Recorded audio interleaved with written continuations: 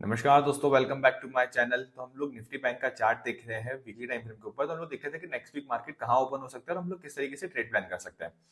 तो देखिए, अगर बैंक निफ्टी का चार्ट हम लोग वीकली टाइम फ्रेम पे देखते हैं ना, तो देखिए हम लोग को एक ही चीज क्लियरली दिख रहा है कि मार्केट में एक मोमेंटम आया। मार्केट मोमेंटम आने के बाद में अभी 2-3 वीक से मार्केट ऑलमोस्ट साइडवेज है, वॉलेटाइल कर रहा है, साइडवेज रेंज के अंदर है। यहाँ पे वॉलेटिलिटी हम लोग को देखने के लिए मिल रही है अभी 2-3 वीक से ना।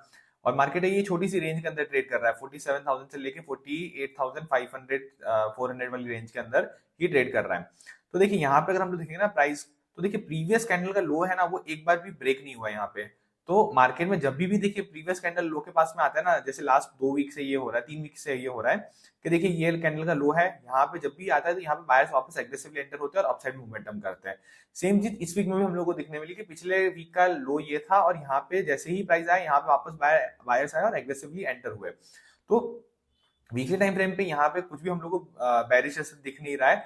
तो देखिए एज अ ऑप्शन बायर हम लोग ट्रेंड के साथ में ही ट्रेड करते हैं, क्योंकि हम लोग को ट्रेंड के साथ में ही हमारा ज्यादा प्रॉफिट होगा। क्योंकि ट्रेंड के अगेंस्ट में आप ट्रेड करने जाओगे तो वहां पे क्या होगा, दो चीज है कि वहां पे तो स्टॉप लॉस होंगे, वो आपके फ्रीक्वेंटली हिट होंगे और बड़े भी रखने पड़ेंगे आपको स्टॉप लॉस। और जो मोमेंटम आता है वो इतना अच्छा नहीं आता, क्योंकि हम लोग को फास्ट मोमेंटम चाहिए। नहीं तो हमारा टाइम डीके की वजह से हमारे जो ऑप्शंस होते हैं वो उस तरीके से मूव नहीं कर पाते हैं। तो फिर हम लोग ट्रेंड के साइड में ट्रेड करेंगे, वो ज्यादा बेनिफिशियल रहेगा हमारे लिए। तो देखिए अगर हम लोग यहाँ पे देखते हैं ना, तो देखिए daily time frame weekly time frame पे ना इनसाइड कैंडल बनाई है। तो अब अगर अपसाइड में ब्रेक करता है ना इस इनसाइड कैंडल को, तो एक अच्छा सा मूव हम लोग अपसाइड में देख सकते हैं। 49,300 तक का भी मूव हम लोग अपसाइड में एक्सपेक्ट कर सकते हैं। क्योंकि ऑलमोस्ट देखिएगा तो 3 वीक से 4 वीक से ये इसी रेंज के अंदर ट्रेड कर रहा है। अब अगर अपसाइड ब्रेक करता है तो एक अपसाइड मोमेंटम मिल सकता है। जो भी ये रेंज है, इसका रेंज का अगर अपसाइड में मोमेंटम कर देंगे, अपसाइड प्रोजेक्ट कर देंगे हम लोग, तो उतना हम लोग को टारगेट मिल सकता है नेक्स्ट वीक के अंदर। तो अगर हम लोग यहाँ पे अगर वीकली टाइम फ्रेम में देखते हैं तो हम लोग थोड़ा सा बुलिश दिख रहा है मार्केट। अगर डेली टाइम फ्रेम में जाके देखते हैं तो देखिए डेली टाइम फ्रेम में भी बहुत अच्छा प्राइस एक्शन बना हुआ है। तो पिछले अगर आप लोग देखोगे ना 3-4 वीक से, तो हम लोग एक ट्रेंड लाइन को फॉलो करते आ रहे हैं। देखिए ये वाला एक ट्रेंड लाइन है, एक सेकेंड, ये वाली एक ट्रेंड लाइन है, हम लोग इसको फॉलो करते आ रहे हैं। तो देखिए जब भी प्राइस यहाँ पे आती है ना, तो बायर्स है ना वो एग्रेसिवली एंटर होते हैं और वापस अपसाइड में मूव करने का ट्राई करते हैं। तो देखिए जब तक ये ट्रेंड लाइन के नीचे प्राइस एक्शन नहीं बनता ना, तब तक वहां पे एग्रेसिवली सेलर्स है वो एंटर नहीं होंगे यहाँ पे। और हमारे लिए सबसे इंपॉर्टेंट है, देखिए अगर आप लोग को बताओ ना price action weekly time frame पे, तो देखिए जब ये प्रीवियस वीक का लो ब्रेक होगा, तो जब तक 47,500 ब्रेक नहीं होता तब तक यहाँ पे एग्रेसिवली सेलर्स है वो एंटर नहीं करेंगे। और जब तक 47,000 ब्रेक डाउन नहीं होगा ना, तब तक यहाँ पे हम लोग को बहुत एग्रेसिवली सेलिंग प्लान नहीं करनी है। 47,500 के नीचे हम लोग छोटा सा करेक्शन देख सकते हैं, पर 47,000 के नीचे ही हम लोग यहाँ पे बड़ा सा फॉल देख पाएंगे। तो अगर डेली टाइम फ्रेम वापस जाते हैं हम लोग, तो देखिए डेली टाइम फ्रेम में ये प्रीवियस स्विंग भी जो है ना वो कभी क्रॉस नहीं हो रहे। देखिए जब भी प्रीवियस स्विंग के पास में बायर्स प्राइस आता है, तो वहां पे बायर्स एग्रेसिवली एंटर होके और अपसाइड मोमेंटम कर रहे हैं। तो अब हमारे लिए क्या है मूव, हमारे लिए सिंपल है कि अपसाइड में भी हमारे पास में एक स्विंग है, 48,600 500 वाला रेंज है, और डाउन साइड के अंदर भी हमारे पास में स्विंग है, 47,500 वाला ये एक स्विंग है। तो जब तक इस स्विंग के बीच में ट्रेड करता रहेगा ना, तो यहाँ पे ना ज्यादा बड़ी क्वांटिटी प्लान मत करो। यहाँ पे आप लोग देख सकते हो कि वॉलेटिलिटी देख सकते हो मार्केट के अंदर, थोड़ा सा साइडवेज मार्केट भी देख सकते हो।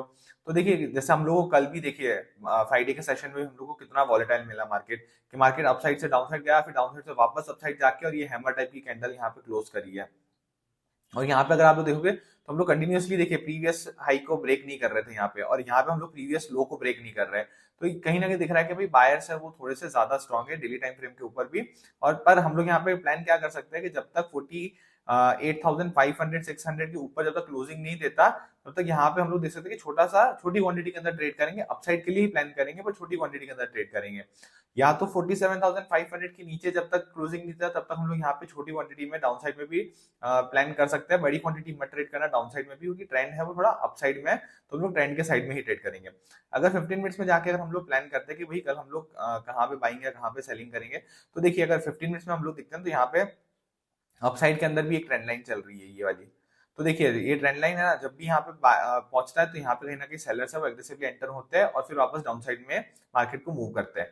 तो अगर हम लोग पीछे जाके अगर देखेंगे ना थोड़ा सा, तो देखिए हम लोग को सेलिंग का प्रेशर कहाँ से मिला था, 48,400 से लेके 500 वाली रेंज के अंदर। यहाँ से एक नया लो लगाया था मार्केट ने। अभी फर्स्ट टाइम हम लोग इस रेंज के पास पहुंचे और यहाँ से वापस हम लोग को सेलिंग देखने के लिए मिला है। तो अब हमारा व्यू क्या होगा ना कि 48,400 500 के ऊपर जब भी मार्केट सस्टेन करेगा ना इसके ऊपर, तो वापस से हम लोग को ऑल टाइम हाई पे, ऑल टाइम नया ऑल टाइम हाई मार सकता है मार्केट यहाँ से वापस से। तो हम लोग अब प्लान क्या कर सकते हैं यहाँ पे, तो हमारा प्लान सिंपल है कि अगर मार्केट फ्लैट ओपन होता है 48,200 से लेके 48,100 के बीच में, या 48,050 के बीच में, तो यहाँ पे ज्यादा एग्रेसिवली ना बाइंग कर सकते ना सेलिंग कर सकते, क्योंकि हम लोग देखेंगे ऊपर 48,300 से लेके 400 वाला ये एक रेजिस्टेंस जोन है मार्केट के पास में, यहाँ पे सेलर सब एग्रेसिवली बैठे होंगे। और डाउन साइड में देखेंगे तो देखिए लास्ट ट्रेडिंग डे पे हम लोग देखेंगे फ्राइडे को, तो 47,900 से लेके 47,800 के पास में यहाँ पे एग्रेसिवली बाइंग आई है, और यहाँ पे ऑलमोस्ट 300 350 पॉइंट का मोमेंटम अपसाइड में मार्केट ने किया है। तो अब हमारे लिए क्या हो जाएगा, हमारे लिए रेंज सिंप्लीफाई हो गई है कि हम लोग 47,800 के नीचे यहाँ पे, या फिर 48,400 के ऊपर यहाँ पे हम लोग प्लान कर सकते हैं कि मार्केट अगर यहाँ फ्लैट ओपन हो रहा है, ओपन होने के बाद में यहाँ पे जाके कुछ यहाँ पे अपसाइड में क्लोजिंग करता है, या फिर यहाँ से जाके डाउन साइड में यहाँ की क्लोजिंग करता है, तो हम लोग नेक्स्ट डे फिर प्लान कर सकते हैं कि अपसाइड ब्रेकआउट देगा या डाउन साइड ब्रेकआउट देगा। तो अगर फ्लैट ओपन होता है तो एग्रेसिवली बाइंग मत करना यहाँ पे, ना सेलिंग करना, क्योंकि यहाँ पे क्या होगा ना कि यहाँ पे 48,300 48,400 इन सब के ना पुट कॉल शॉर्ट करके रख देंगे, और डाउन साइड के अंदर 47,800 47,900 इन सब के पुट शॉर्ट करके रख देंगे। तो फिर आपको होगा कि रेंज बाउंड देखने के लिए मिल सकता है मार्केट एक दिन के लिए। हम लोग को देखना पड़ेगा कल क्लोजिंग कहाँ पे करता है, 48,300 400 के पास में जाके करता है, या 47,900 48,000 के पास में जाके क्लोजिंग करता है। फिर हम लोग नेक्स्ट डे प्लान कर सकते हैं कि अपसाइड जाएगा मार्केट डाउन साइड जाएगा। सबसे अच्छा सिनेरियो होगा कि मार्केट गैप अप ओपन हो जाए। तो देखिए हमारे लिए सबसे इंपॉर्टेंट लेवल कौन सा है, 48,400 से लेके 450 वाला लेवल, ये बहुत ही इंपॉर्टेंट लेवल है, क्योंकि यहाँ से सेलिंग आया। अब जितने भी सेलर्स होंगे ना, उनका स्टॉप लॉस कहाँ पे होगा, 48,400 500 के ऊपर होगा। तो अगर मार्केट गैप अप ओपन हो जाता है 48,300, तो इस रेंज में ओपन होने के बाद में ये यहाँ पे कुछ रेंज बनाता है, और रेंज का अपसाइड में ब्रेकआउट देता है, तो यहाँ पे हम लोग ट्रेड प्लान कर सकते हैं। पहला टारगेट हम लोग रखेंगे 45,500, सेकंड टारगेट रखेंगे 48,600।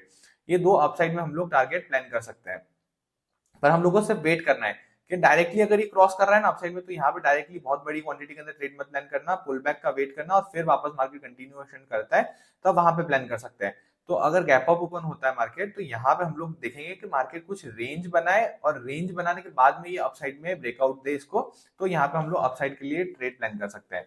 अगर गैप डाउन ओपन हो जाता है 48,000 से या 47,900 के बीच में इस रेंज के अंदर, तो ये कहीं ना कहीं थोड़ा सा नेगेटिव होगा। जो भी बायर्स होंगे ना यहाँ पे, जो बाय करके लेके गए हैं, उनका स्टॉप लॉस कहाँ होगा, सबका 47,850 या 900 के नीचे होगा। तो जैसे ही ये 47,850 के नीचे प्राइस एक्शन बनाता है, तो वहां पे हम लोग छोटी सी क्वांटिटी के अंदर सेलिंग कर सकते हैं। बहुत एग्रेसिवली सेलिंग मत करना यहाँ पे, क्योंकि देखेंगे ना अगर, तो यहाँ पे बायर्स का थोड़ा सा दिख रहा है हम लोग कि भाई बायर्स है वो थोड़े से स्ट्रॉन्ग दिख रहे हैं, तो यहाँ पे ज्यादा एग्रेसिवली सेलिंग मत करना। पर हाँ, अगर मार्केट फ्लैट खुलता है तो यहाँ पे मैं ज्यादा इंटरेस्टेड नहीं रहूंगा। एक दिन प्लान करूंगा कि साइडवेज टू वॉलेटाइल रहे, क्योंकि यहाँ पे अगर वॉलेटाइल रहता है तो उसमें फालतू में एसएल हिट करवा के और स्टॉप लॉस लेके कोई मतलब नहीं है। तो अभी वेट करने जैसा सिनेरियो है, थोड़ा सा साइडवेज रेंज है, तो देखिए एज अ ऑप्शन बायर है ना, हमारे लिए साइडवेज रेंज जब भी होता है ना, तो हम लोग को वेट करना चाहिए कि भाई कोई इंपॉर्टेंट लेवल का ब्रेकआउट आ जाए, ब्रेकडाउन आ जाए, और फिर ट्रेंडिंग जब मार्केट आए ना, तो वहां पे हम लोग अच्छे से क्वांटिटी प्लान कर सकते हैं, बड़े क्वांटिटी ट्रेड कर सकते हैं। तो ये साइडवेज रेंज या वोलेटाइल रेंज में ज्यादा बड़ी क्वांटिटी प्लान करेंगे ना कहीं स्टॉप लॉस हिट होंगे, हमारा कैपिटल है वहां पे ड्रॉ डाउन देखना पड़ेगा हम लोग को। तो हमें प्लान यही करना चाहिए कि ट्रेंडिंग मार्केट में हमें ज्यादा क्वांटिटी से ट्रेड करना चाहिए। Thank you.